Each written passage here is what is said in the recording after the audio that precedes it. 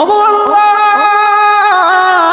ওগো মালিক, তুমি ছাড়া তো আমাদের আর কেউ নাই, তুমি ছাড়া তো আমার আর কেউ নাই।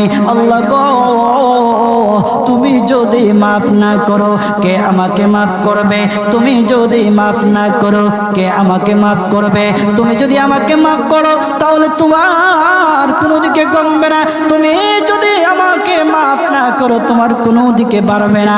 আল্লাহ গো, তুমি আমাকে মাফ করে দাও। সারাটা জীবন অন্যায় কাজ করেছি, সারাটা জীবন নাফরমানি করেছি, আমার কাছে কালেমার দাওয়াত কম আসে নাই, আমার কাছে কালেমার দাওয়াত কম আসে নাই, আমাকে লোকেরা কম বোঝায় নাই। ওগো আল্লাহ, তুমি আমাকে মাফ করে দাও। মাফ না করলে কোথায় যাব, কার কাছে যাব? বাবা যখন মারে তখন মার কাছে আশ্রয় নেওয়া যায়, মা যখন প্রহার করে তখন বাবার কাছে আশ্রয় নেওয়া যায়, বাবা মা যখন প্রহার করে তখন দুনিয়ার কারো না কারো কাছে আশ্রয় নেওয়া যায়।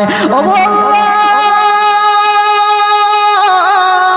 ওগো মালিক, তুমি যদি আমাকে মারো, তুমি যদি আমাকে আযাব দাও, ওগো আল্লাহ, কার কাছে যাব, কার কাছে গিয়া মাফ চাইবো? ওগো আল্লাহ, মেহেরবানি করে মাফ করে দাও।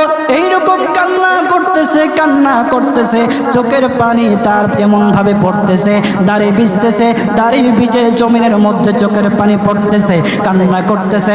বান্দাটা কান্না করতে করতে করতে করতে আমার আল্লাহর কাছে এমন গ্রহণযোগ্যতা অর্জন করেছে, মহান আল্লাহ রব্বুল আলামিন তার ডাকে সাড়া দিয়া তার জিন্দেগির সব গুনাহ মাফ করে দিয়েছেন।